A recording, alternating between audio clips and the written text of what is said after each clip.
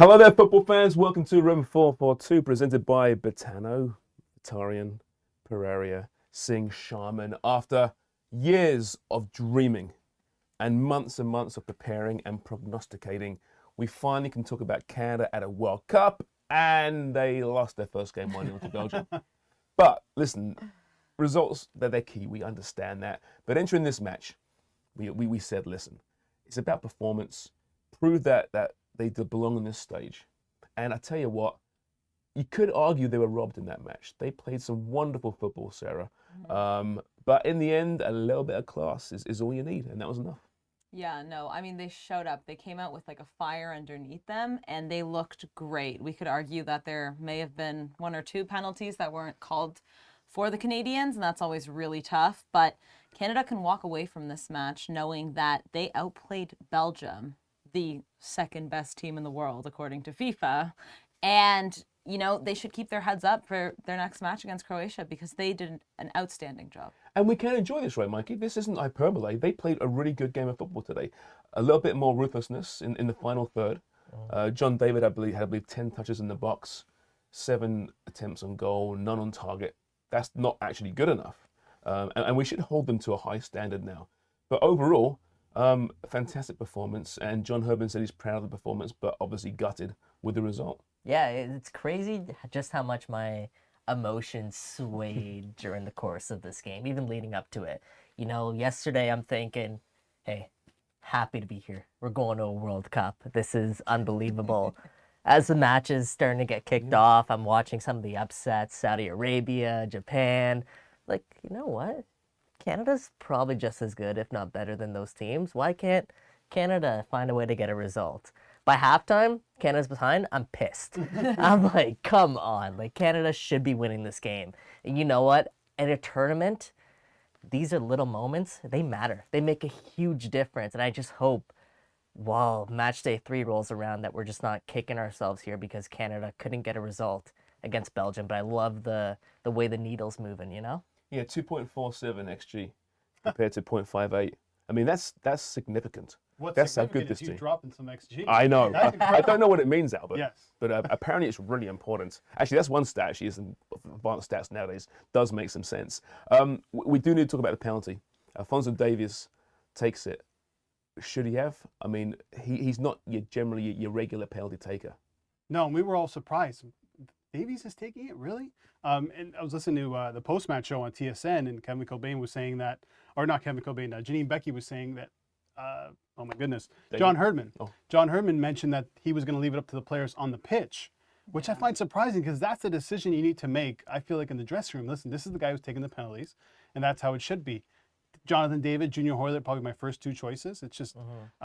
it wasn't a good penalty. But it's the moment, you know? It's the first World Cup. It's like a branding opportunity. Canada's first World Cup. Alphonso Davies is the face of the brand. You know he's doing everything he can to get his hands on that ball and be the first goal scorer. So all the reasons why you shouldn't be making a choice. Yeah. Right. It's so much more important to get that first goal. I don't care about branding, but I know what you're saying 100%. And had he scored it, and listen, Fonzie can score penalties, right? Had he scored it, we wouldn't be discussing this right now. But there were some controversies, obviously, but in the end, Sarah, we talked about this before this match and for the last number of weeks. The difference between Canada and the top nations might be a glimpse, a moment, a flicker of talent. And that was what happened with Michy Batshuayi. At the same time, a very familiar ball over the top, down the middle. We've seen it on more than one occasion. Yeah, it's like time and time again. I think it was Peter Galindo who tweeted, this is their Achilles heel. And it's so true. Like, how many times is this going to happen? It's unfortunate because, as I said, I think Canada did deserve a result, at least a point here. But you can't let these things keep breaking you. The same thing over and over again. And there were a few times where we got a little bit nervous. You know, we saw Trossard or De Bruyne go through, and I was thinking, oh my God, here we go. And luckily enough, their touches were horrible today as well, but it isn't good enough. But that aside, that moment aside, I thought the defense was excellent today. The back 3, Victoria, Kamal Miller, and Johnston, made some really important challenges. Yeah, I'll even group Richie Laryea into that He was mix excellent, as well. Maybe man of the match? On both sides of the ball. Richie? Definitely a strong shout. I would say so. Honestly, Richie was probably the man of match. He was going up and down both flanks. You know, final third. Giving Witzel all this. You love him, Ness. You And love that following out of him as he was Richie. doing He's at his best when he's doing that, though. There was even a play during the first half where Jonathan David had the ball top of the box. He lays it off. One more pass to Richie Larea, and Richie Larea is going to find the back of the net there. Obviously, David decided to hold on the ball. Didn't feed that pass off. But, yeah, just circling back to your original point, Kamal Miller, excellent performance. He is so important to this back line, and we saw exactly why today. Some of those last-ditch challenges were huge, and I got to give some love, of course, to Steven Victoria, right? This is a guy, almost one of the more underappreciated guys of Canada's back line. 35 years old, but he didn't really look like it today. He was solid as well. And Atiba Hutchison, too, 39 years old. I mean, let's not forget, this guy barely played any football this season, and he comes out, plays 58 minutes, and was quietly having a really good game, winning the ball back, making the passes. I just thought they were excellent. I think Canada deserves a lot of credit defensively as well. They made a possession-based team with world-class midfielders go down to the long ball, which is huge. I mean, in the first half, Kevin De Bruyne had 16 touches on the. At one point, I turned to you guys. I'm like, Kevin De Bruyne has 9 touches. No way. The best midfielder in the world, and they shut them down. They can hang with top nations. That was a question entering this World Cup. Can Canada play outside CONCACAF against top nations and hang? I think they've proven they can. Now, they play Croatia on Friday. Croatia took on Morocco today in the early one. It was worth getting up for? No, it wasn't. It was 0-0. It wasn't a great match. I know those that love games of chess and tactical battles, all the boring stuff, would have appreciated it. I didn't. I thought Croatia looked tired. I thought they looked slow at times, Sarah. And if they're watching Canada today, they have to be concerned about what faces them on Friday. Yeah, no, 100%, especially because Canada does have a lot of these young, fast players, and they can play with that pace.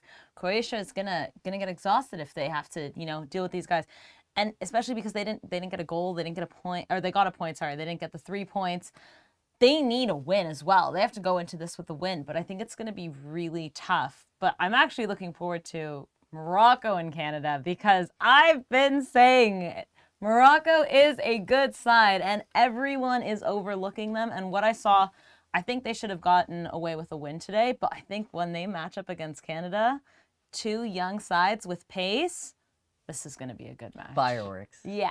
Fireworks in that game. Heading Absolutely. into this group, too, we were talking about Belgium being the biggest issue for Canada. And now that's not the case, right? I mean, you can go against Croatia, and they don't have the finisher up front. And against Morocco, it could be 2 teams that cancel each other out. Really could come down to that third game for Morocco or Canada to get through. It might well do. And listen, it is also the first game in the World Cup, so we can say that Canada was really good, and they were. But often top teams do struggle in that first game. Maybe Belgium struggled, maybe Croatia struggled as well. It's key. You get 3 points, I guess, now at this point against Croatia on Friday. That's tough, but you still go at teams now. We thought, would Canada sit back and defend? Do you expect the same tactical setup, 3-4-3 against Croatia? Well, just first on your original point, that's a concern of mine. First World Cup game, Canada's obviously going to be super amped up, going to be fired up for that game. Can they match that same level of intensity against the Croatian side? As Sarah pointed out, that's going to be very hungry. So that's my first concern. As to your question, yeah, the 3-4-3, 4-4-2, 5-3-2 at times. John Herman is as fluid as they come, and I expect nothing but the same against a team like Croatia, who are kind of similar to Belgium and try to boss the ball in the middle of the park. So we'll see what happens. I think they'll be fine, if not better, because we were all expecting them to be really nervous heading into this matchup. We didn't see any of that. If anything, they'll be disappointed, but they'll take confidence in the fact that they're able to play at this level. And now they're going to go against a team in Croatia or Morocco where really they're a level below Belgium. Maybe not at the moment, but that'll be the mindset, I think, heading into those games. Yeah, absolutely. It'll be a tight group, I think, this one.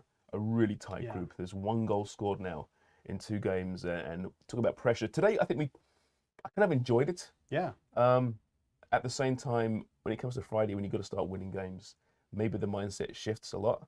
It was quite enjoyable, though. We mentioned the games go on Friday. Croatia up against Canada. It's the early one. Not as early as we have seen, but 8 a.m., pretty early. Still worth cracking a beer for, I think. That goes on Sunday. 8 a.m., Canada against Croatia. We have Morocco, Belgium at 11 a.m. on Sunday. Is it 8 or 10? Is it 10 10 a.m. Is it 10 10? a.m. Sunday? We can't confirm it, guys. Look it No, we up. can't. We'll figure it out. We've got days to figure it out. As far as the standings right now, as mentioned, Canada in the basement. That's okay. Belgium in first place at the moment, but a really, really tight group. Okay, when we come back, it's to the other action on this day, and it's all going to be Pereira because she's just beside herself with glee. 7 goals for Spain. What a performance.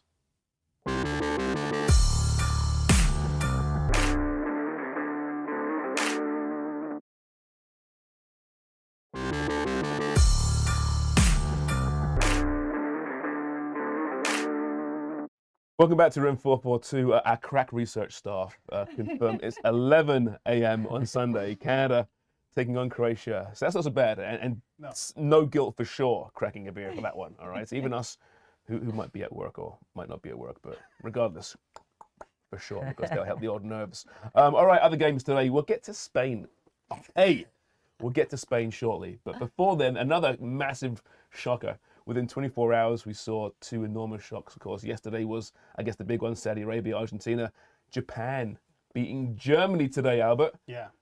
Germany got 1-0. Japan bring on the subs, and they both score. What a performance by Japan. Unbelievable. And it was the classic, and I mentioned this in my match reaction, tale of two halves, because Germany were so good in the first half.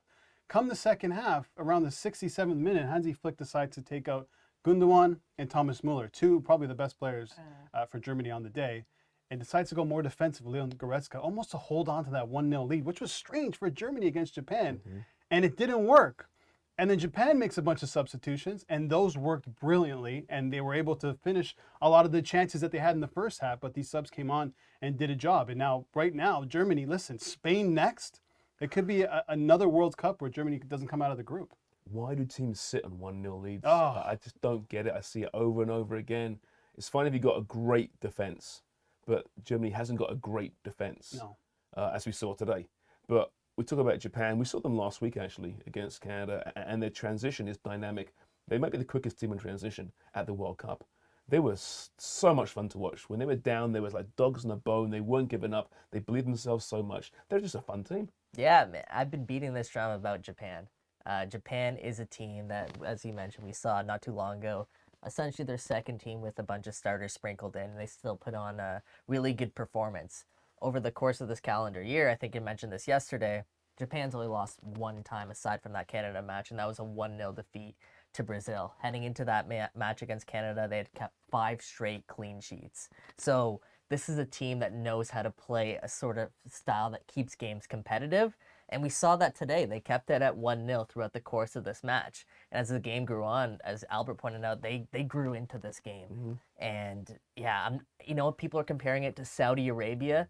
I don't think it's that big of an upset as people are making it out to be. Yeah, sure, it's an upset, but Japan's a very good team, and I'm not shocked at all to see them potentially being a team that qualifies out of this group. No, I agree. I wonder if it's a case now we're seeing the historical, the big nations, still great teams, of course, still the favourites in most tournaments, but they're kind of plateauing a little bit. Whereas these smaller nations are seeing their players sprinkled around the biggest leagues in the world, getting more and more experience, and the gap is shrinking. In club football, it's getting bigger, it seems, because of the money. But internationally, Sarah, it seems the gap might be shrinking a little bit. Yeah, it might be, but it might also be the fact that we're looking at a World Cup in the middle of club season. It's hard. I keep going back and forth. I'm like, we are seeing a lot of upsets. We're seeing, the smaller teams kind of come through. And is it the fact that internationally we're kind of, coming closer together, like the top and like the parity? Right? Yeah. Or is it also because think about Germany and how many players they have that are playing, week in and week out up until this point. So it's hard to say why, but it's definitely given us great football. A lot of informed players, right? And guys are in mid-season form, and that can benefit the smaller sides. The guys that scored for Japan play in the Bundesliga. They play at a top level, right? They may not be a household name, but they're still playing in one of the best leagues in the world. Can we just talk, about that second Japan goal? The touch, the run, the goal. Yeah. Do you blame Neuer for that, though? Near post? I don't know. I mean, it's hard. Those ones are like nearly impossible to get. They're nearly impossible to score. Yeah. So, it's one of those things where... clap your hands for the Yeah. finish. Applaud. Yeah, Great exactly. finish. So maybe Fantastic Neuer could have done finish. better, but listen, what a great piece of skill. Can I just do a quick shout out to Gundogan? I know me and you, Yeah. we really like him. He was fantastic Oh, again. yeah. And a guy that was kind of on the fringe of starting for Germany, Yeah. best player on the park. Yeah, absolutely. I mean, Gresha could get in there instead of him next time out as well, right? He might not even start That's 2 games true, in a row. yeah. But all right, Sarah, go ahead. España. Go on, take it away. Take it away. 7-0 against Costa Rica. What do you want? What a performance. I mean, listen, Costa Rica were bad, as this guy's been saying for a while now. But again, I think for me, it's the most complete performance we've seen so far at the World Cup. I think that's the takeaway. If you haven't seen Gavi yet, right, this might be the breakout player at this World Cup. I'm between him and Pedri, like all of a sudden I'm like one of them's gonna win the golden ball. Like they have to, or the golden boot, sorry. No, the golden ball. Golden ball. That was Maybe right. both. Yeah, maybe both. No, but what I loved about this, and I think you referenced this maybe earlier this week, Spain scores based on not just one player, right? They score with By By committee. committee, by Yeah. committee, and that's what we saw. We saw Gavi score today. We saw Carlos Soler. We saw Ferran Torres, Marcos Asensio. It was class, and I'm just so happy because we saw so many young players, and it's so great seeing like the future generation coming. Balde to Gavi, that goal. Pedri. We didn't see Ansu Fati, unfortunately, but I think going to have to face Germany on Sunday, this is huge for the Spanish side. They are coming out of this match with so just feeling great about themselves, and now they're taking on the German side who lost. They can tear apart Not that to German worry you, defense. though. There was the flu going through camp, right? That's why Morata wasn't starting today. That's why Asensio got in there. Mhm. So just let's hope that your boys there don't get infected by the Let's flu. do that, James. Let's not do Could that. derail their World Cup. Rodri at The centre back. Englishman hoping Rodri for at it. centre back, yeah, What do you you know, think of that? a squad that couldn't find a Yeah. place for Ramos, Yeah, and no. they're putting a That's Rodri. midfielder That's at a centre great back. point. Against Costa Rica, though, it works, right? Well- Because Yeah. they're not going to be pressing you too Yeah, often. They're extra not going to midfielder. have Why, possession. though? Why I not think keep the ball, They right? played 3 in the back because they didn't. I think that's exactly it. They knew that Costa Rica weren't going to be as much of a threat, but usually you'd see Pau Torres back there. So I think their formation will change, but an excellent start for them for the World Cup. Were you more excited, Mikey, to see Spain score 7 goals and the way they scored 7 goals, or to see Costa Rica just do that to the bed? I like being right. I like being right. Come on. No, honestly, Spain, I've tweeted this out. Most beautiful football in the world. Oh, There's it's something aesthetically behold. pleasing about watching Spain knock the ball around. And, I was thinking with Xavi and Iniesta, all of them gone now, are they going to be able to get back to that tiki-taka style that everyone's grown to love? Today, they look like it. But I want to see this team go up against a team like Germany. I need a bigger challenge than Costa Rica. Can you knock the ball around against a team like Japan? Let's see it. Spain right now look like the team to beat, but they need to have a bigger test, in my opinion. I put out a post. I said Spain's arrived at the World Cup and a picture of Picasso. Yes. I assumed you uncultured people wouldn't understand the reference, I but most of our commented. audience would, because you're cultured. These people aren't cultured. Standings though, Spain goal differential means a lot. They're in first place, obviously 7+7 at the moment. That might be enough to get them through.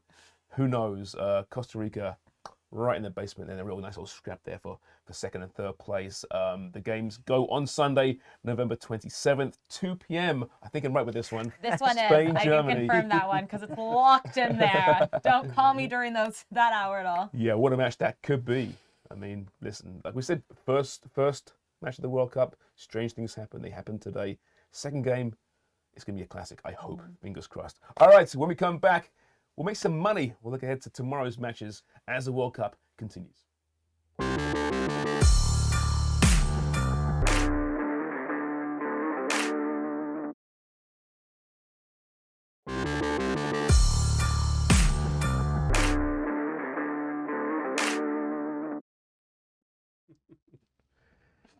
Welcome back to Room 442, presented by Betano. And yes, we're still coming to terms with Canada's first foray back at the World Cup in 36 years. And that loss to Belgium. From the first block, are you calmer now? Are you feeling better about it? Are you still feeling aggrieved that the better team lost? I feel good. I feel good after that performance. We were expecting, before the match we were chatting, oh my God, it's going to be a 3-0, 4-0, 5-0. 3-0 or 3-1, I And thought. so You see the lineups, you go, oh boy. The result sucks, but it's hard not to be happy with how they played, honestly. Yeah.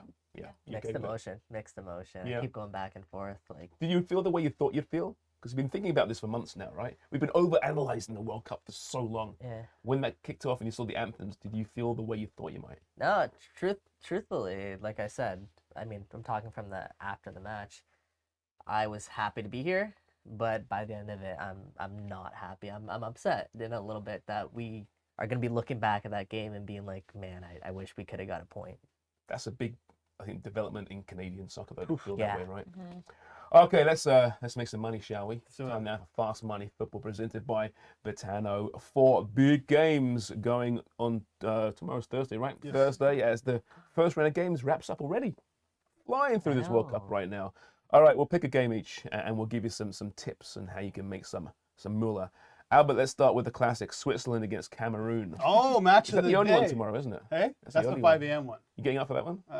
Yeah, probably. Yeah. I got to watch my bet, right? You know, I needed to come in. I'm going with Eric Maxim Choupo-Moting, plus 400 anytime goal scorer. 11 goals in his last 10 matches for club and country. Plays for Bayern Munich, by the way. He'll probably line up right behind Vincent Aboubakar. He does pretty well for Cameroon, and I expect both teams to score. And listen, if I'm going to drop some cash on an anytime score instead of playing like the 150 for Boubacar, give me Choupo-Moting 4-1. Yeah. That pretty much guarantees a 0-0, though, right? Yeah, of course. Yeah, seems that way. Getting up for these 0-0s is tough, isn't it? Oh, that was tough yeah. this morning. All right, Mikey, Brazil, the favourites in action up against Serbia is one of the heavyweight tussles, I think, of the first round. Yeah, I think this is one of the better matches, actually, of the group stage. Serbia, to me, a dark horse, fantastic talent. And, you know, heading into this one, if we hadn't seen the upsets to Argentina and Germany, I would have been like, okay, Brazil might be prone to one here.